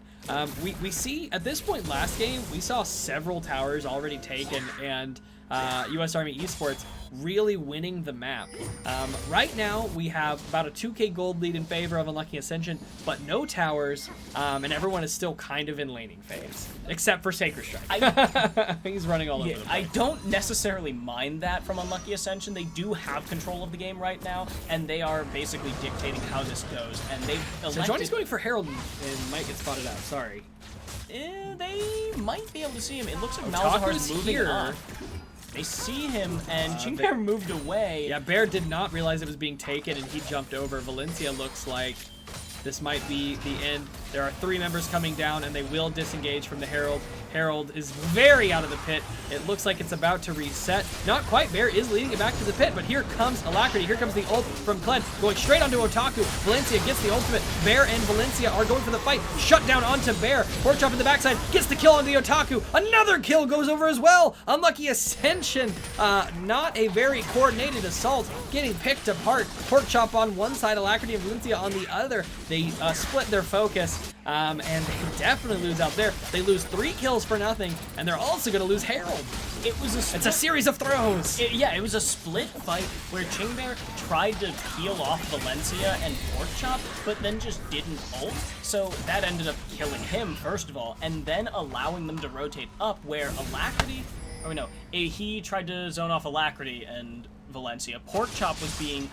he was under assault by the Otaku and Sacred Strike. Unfortunately, Chingbear did not use the Cataclysm, which spelled the death sentence for the rest of his team there, because if your Jarvan is going to go ahead and lose a 2v1, you better win your own 2v1, but if he doesn't manage to keep them away, you're not going to be able to kill Pork Chop fast enough. Bad news bears for you. Bad news bears. And now the gold is even. It is 25.0k to 25.6k. There is still the dragon advantage, right? They are Ocean Drakes, which is, that is something that is helpful considering this Vel'Koz enemy team is poking you. DCDK goes in to clear the vision and tries to kind of bait them into an engage there. Talented goes for the ultimate. Tien Sama deals a ton of damage back to Talented, however. DCDK looks to try to turn it after Tien Sama pokes a Vayne so hard, but unable to find the E. Oh, immediately going into the ult. This ultimate comes down as well. Alacrity is here getting attacked by Bear and Kaisa. DCDK all alone. Can he get the kill onto Talented? He flashes in. He gets the stun. The Ignite still ticking. The heal comes out. They flash in. Tien Sama will pick up the kill. The autos will follow. Nice E onto 2 there from Smino throwing down the W, trying to keep poke. Valencia picks up 1. Smino picks the other. Flash from Valencia in, gets the stun and a double kill. And what a crazy fight in the bot lane. But it does end up being a 2 for 3. Alacrity died first. Alacrity didn't die. Alacrity didn't die? I lied.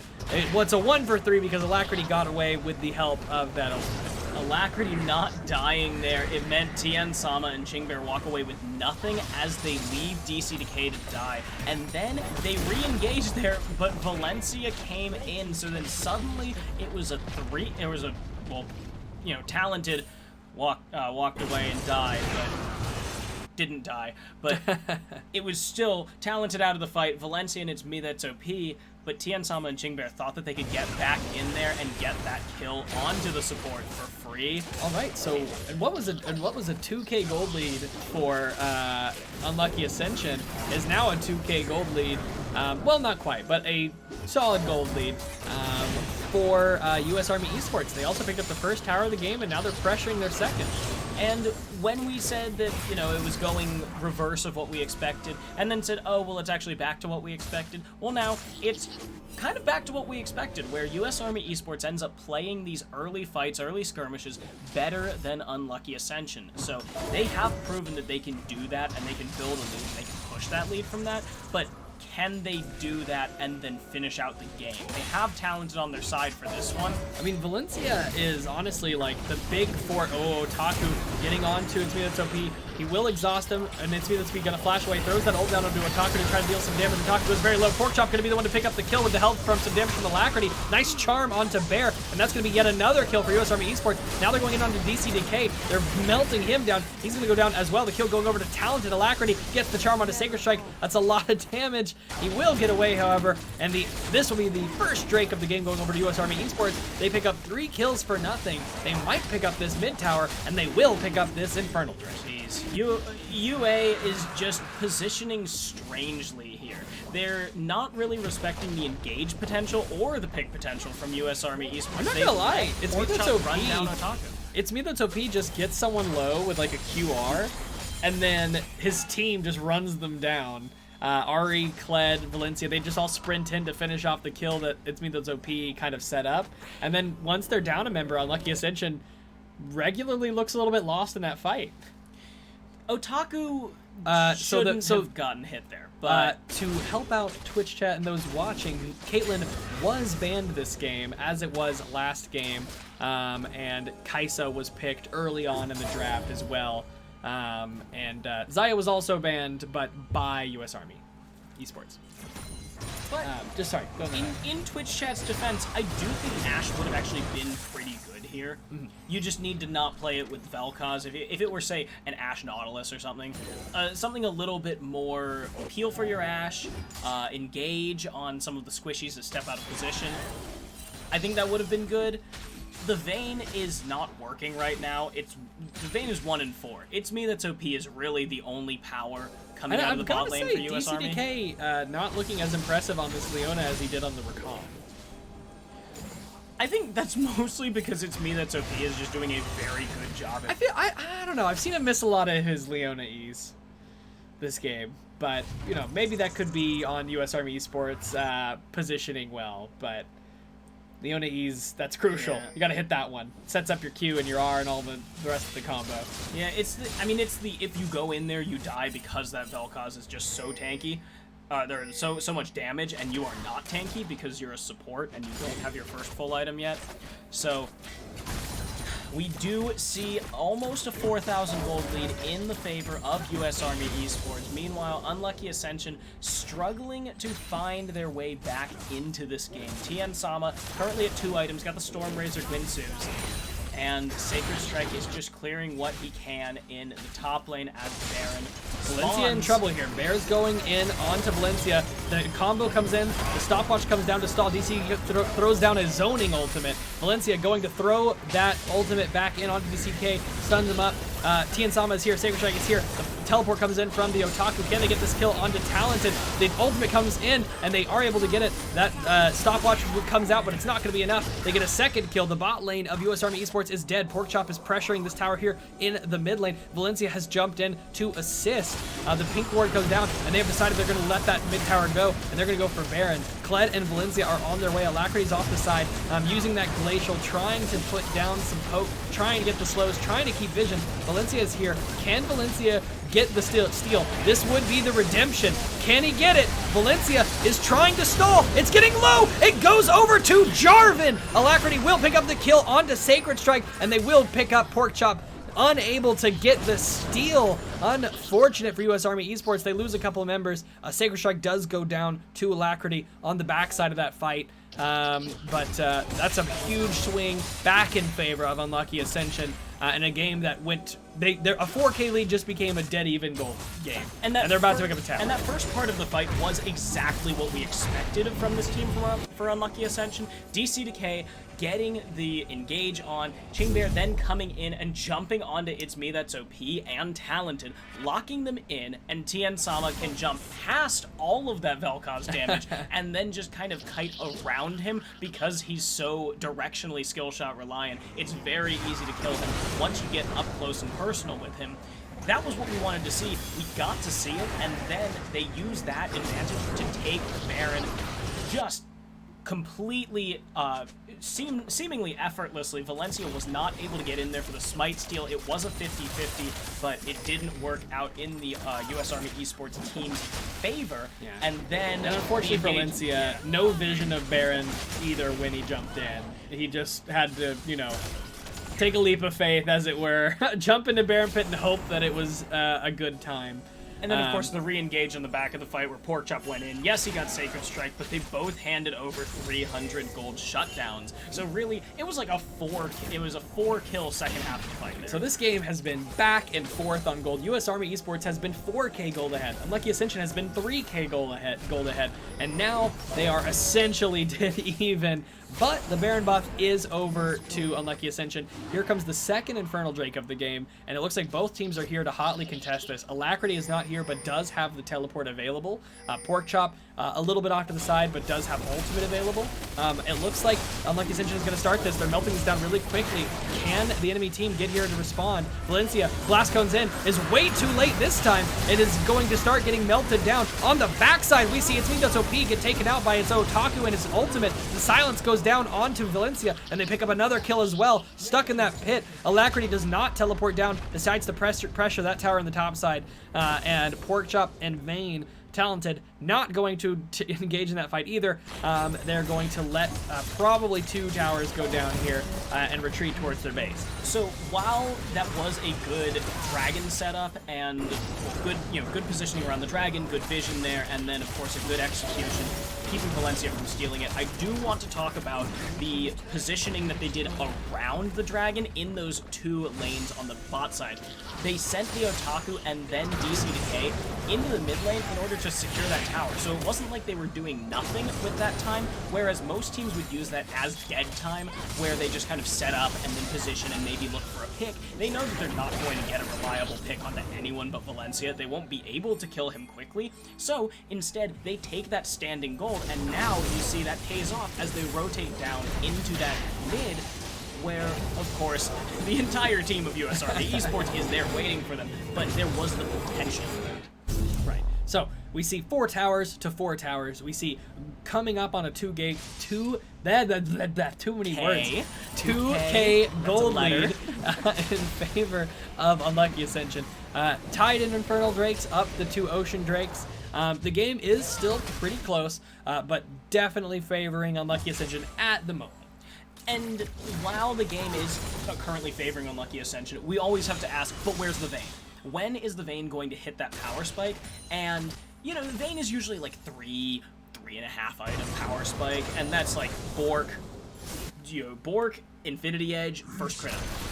And currently Talented has gotten 1 of those. And it looks like he is building toward that Guinsoo, so it is more of an on-hit rather than, shred crit. Right. And I think that's better because of how squishy the team of Unlucky Ascension is in general.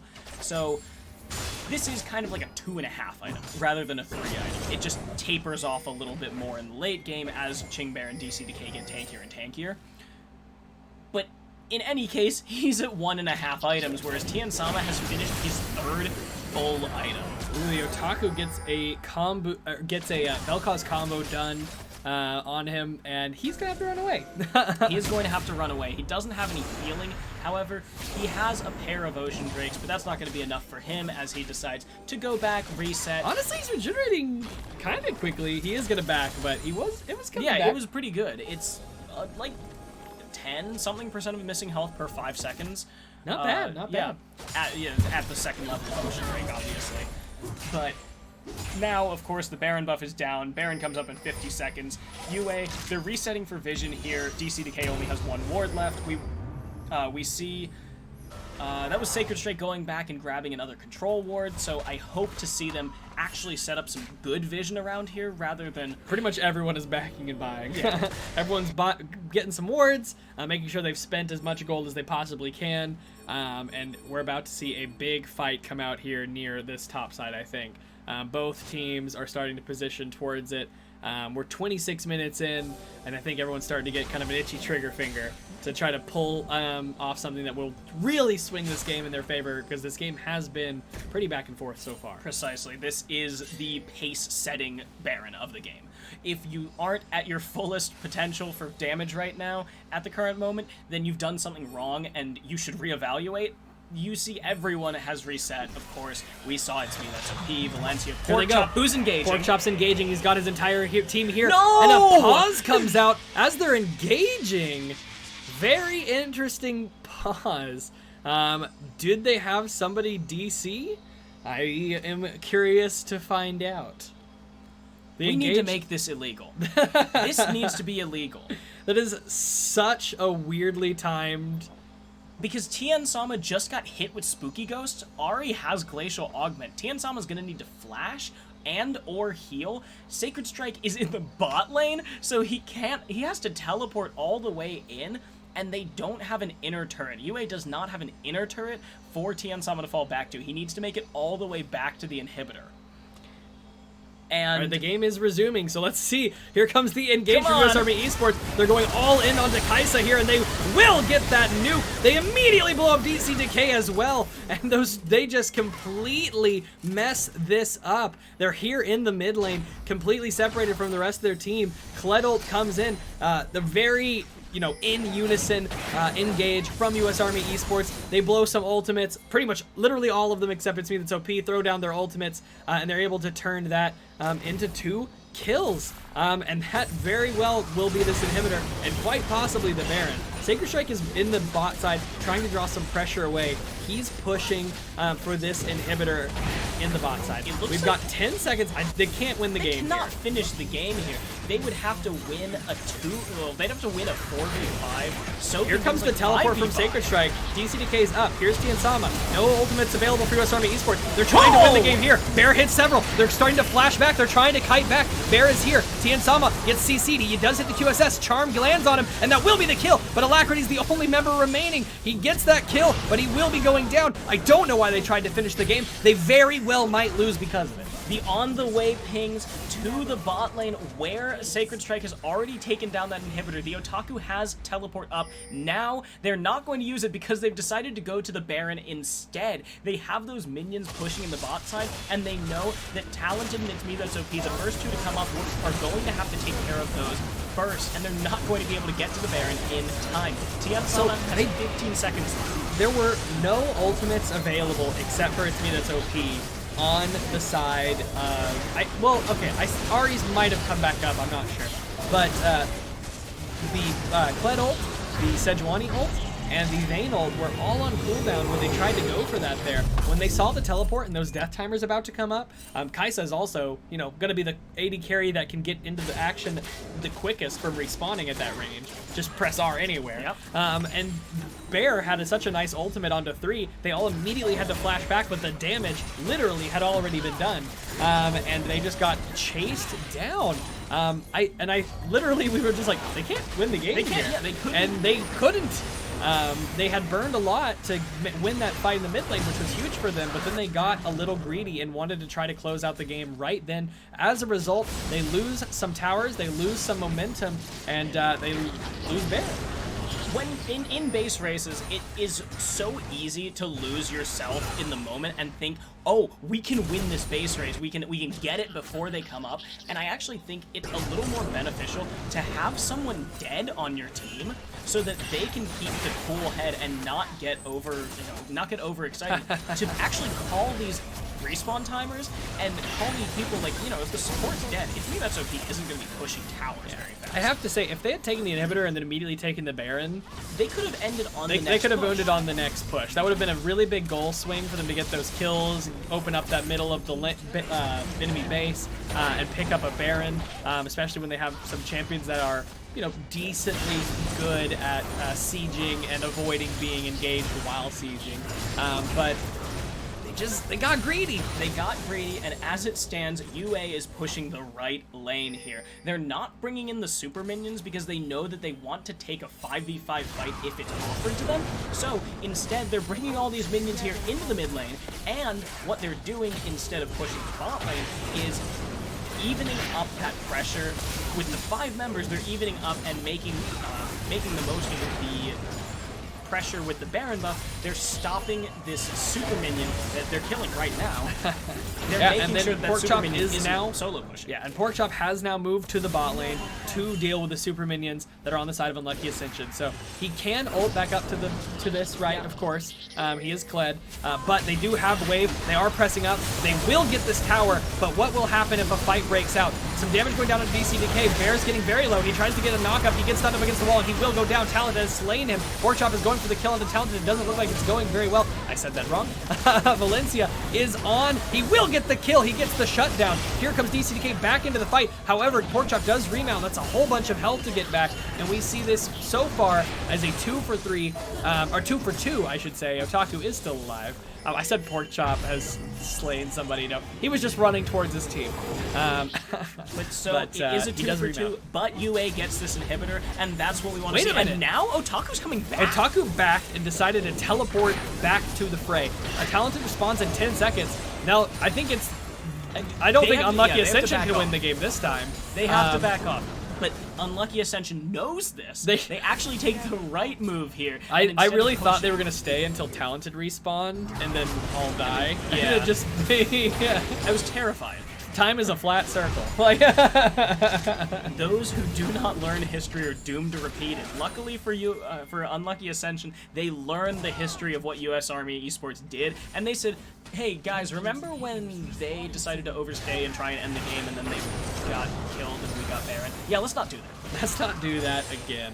Nope. All right, so the next dragon will be the 3rd Infernal Dragon of the game, spawning in 2 minutes, and spawning just after that will be the Baron buff once again.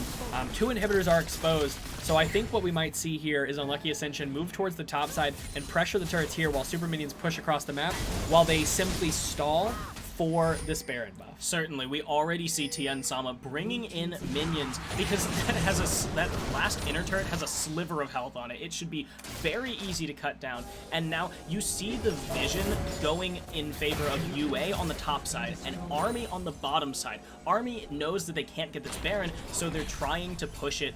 They're trying to push the envelope there. They want to be able to secure that. I'm surprised that Unlucky Ascension left top so soon. Just because it doesn't seem like they have a lot of productive things they could do elsewhere. Perhaps they could... That inhibitor did just respawn on the bot side, so if they want to try and take a fight there, or... Yeah, but Dragon spawns soon... It's to bring the minions they're backing in, and then now. while they're clearing, then you... I think while Porkchop was bot and somebody was Yeah. mid, they could have taken that opportunity to pressure top, right? At least until it was time to back to run to Dragon. I think so they just had they conflicting wasted ideas of what they wanted. Yeah, I don't know. I wasted a little bit of time there, but they will back, they will buy, and they will start moving towards Dragon, spawning in 23 seconds. Yeah, Bear started channeling a back. I don't know if that was just for fun or if he was interested in backing, but he does not have time. But the smart move that Unlucky Ascension did make before they left and reset, they did clear out most of the vision from US Army Esports in this red, the red side of that bot jungle. Okay, here we go. Both teams are pretty spread out across the jungle. I don't think that favors Unlucky Ascension, honestly. I think they want a 5-man ball into the enemy team. And they want to keep this in the river. They don't want it to be that's OP to be able to pinch them in a corridor. Right, Dragon has been started. Valencia is on it. It seems like Unlucky Ascension is giving it up, but they're not going to get to Baron fast enough to do it. All right, Infernal Drake has been given up so far for nothing. And except for some positioning priority on Baron. Positioning priority? They're not gonna. Yeah, I was gonna say they're not gonna fall for this bait. They have the spooky ghosts. Unlucky Ascension is rather split up, and they know it. Here comes Kled going in. Nice blast cone. Kled's gonna flash a wall. Kled's all alone actually. Alacrity jumps over to try to help. Here comes Valencia coming in as well. He flashes in onto Tien Sama. Nice knockup. Can they pick off Tien Sama? Alacrity has slain DCDK, and Bear looks like he's going to be the next to go. He throws out the Cataclysm before going down.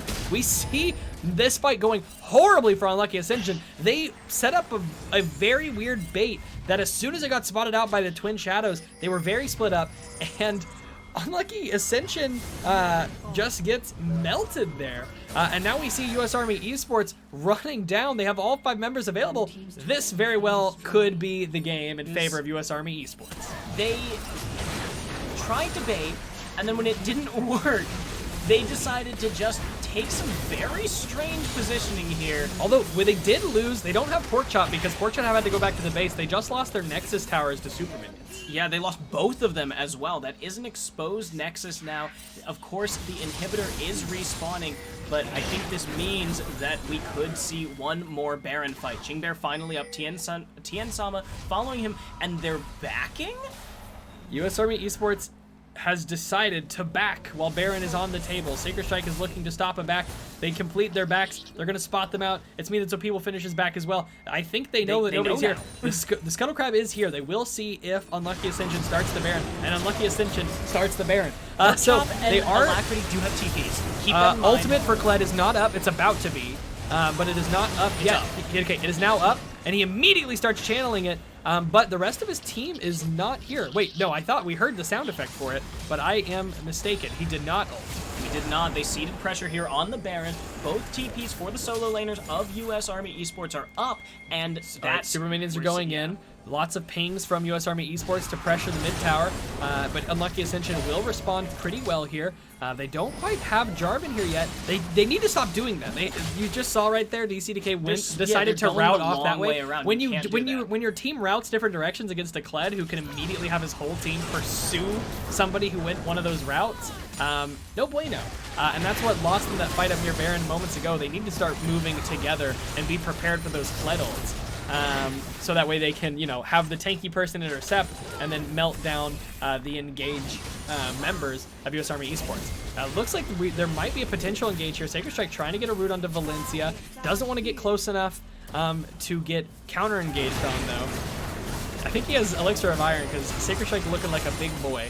He is a big boy. It is an Elixir of Iron. Or it might be a, what do you call it? Sorcerer's Elixir. But you do see the sneaky positioning here. Okay, US Army Esports is being really sneaky here, and they have decided to not press for the base. They are backing. They will not have minions to support their push against that final turret. They will back. This inhibitor is definitely going down in favor of Unlucky Ascension, and the Nexus is open. Can Unlucky Ascension make something happen here? Here comes the ultimate from Kled. They're going in. Qingbear, he throws down his Glacial. Ooh, nice stun onto 2, and Tien Sama is not going down. He pops heal. He uses the ultimate. He survives. It's me that's OP. Finishes off Bear. Oh, Yotaku goes into that Zanya's. He's trying to stay alive. He's immediately going to get shut down. Tien Sama jumps in.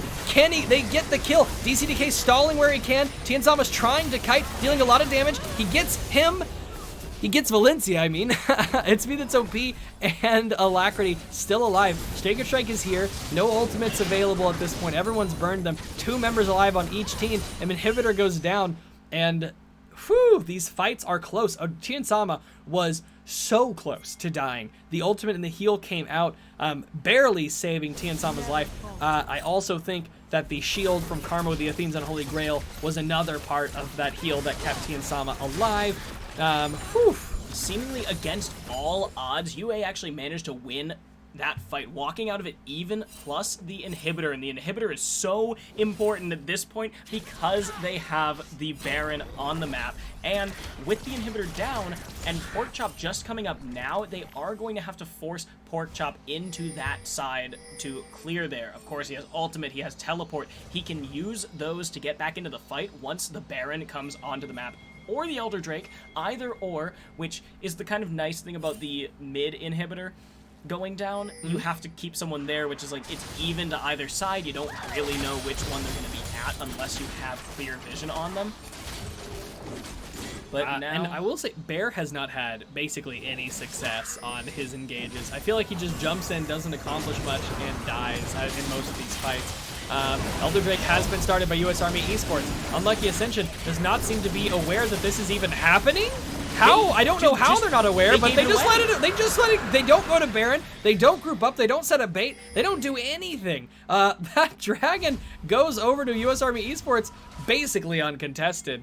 Unlucky Ascension seems like they're scared to pull a trigger on a fight. And now they're pulling the trigger on the Baron. Oh wait, and that's gonna be a Baron buff ultimate. There's the Kled ultimate. They're running in. We're gonna see Unlucky Ascension have to make a big decision here. They split up and they're starting to get melted down. Can they make anything happen here? Bear goes onto Alacrity. He will go down to Talented. In the backside, the tanks and the Vel'Koz ult melt through several. But the teleport! Sacred Strike and Otaku teleported into the base, and they're gonna take the Nexus way through at Baron, but they run while their team stalls. They teleport into the back, and they take the open Nexus. Oh my god, that 5v5 earlier was all a bait just to place some wards, and they teleport in. They have some super minions, and the game's just over. The game is over. U.S. Army Esports loses to a double TP. Oh my god. Oh That my was god. the biggest brain play I have ever seen in the smallest I was brain. like, Unlucky Ascension is about to lose. They're gonna lose this fight. I'm like, oh my god, they just lost 3 members. And I'm like, wait, where are the other 2? That was and then such- it cuts to them at the Nexus, and they're just that was- melting it down. Oh my god! my goodness. I don't even have words to describe it. It was so calculated. They meant to throw the fight. They meant to bait the Baron, get the Kled ult in, and they had the other 2 just running for the Nexus and trying to take it down. And they did it against every single odd. They did it. Unlucky What the Ascension hell? pulls out the single filthiest 2-0 win I have ever seen. What? They let go. I just thought Unlucky Ascension had just Yeah, it was straight like- up fallen apart. I was They so were- close to just saying, okay, that's the game. Goodbye, guys. I thought Unlucky Ascension had totally fallen apart. They let that go for nothing. They started the Baron in a fight that they were surely going to lose 5v5, and then they had the balls to, after taking the inhibitor on that last 5v5 where they went even, they placed wards, they teleport in, and they take the Nexus that's open. Oh my god. I've said it just like, oh my god. I can't believe that the series ends like that. All right, Unlucky well, Ascension- congratulations to Unlucky Ascension. They play GSM tomorrow in the semifinal. What? And Saucy Summoners will play the Poo Poo Crew. There was a minion wave? Oh, that army didn't kill. I thought it was wards from the fight before. I thought I saw wards down, but maybe they were placed by the members that had teleported, not by the previous team fight. But wow, if there were minions that were in the base, good yeah, lord. okay, if there were actually minions in the base, then Army has no excuse there. I was just so I focused. thought it was getting- I was yeah, so I thought it focused was- on the dragon, and then they were like started going to the Baron. I was like, oh my god.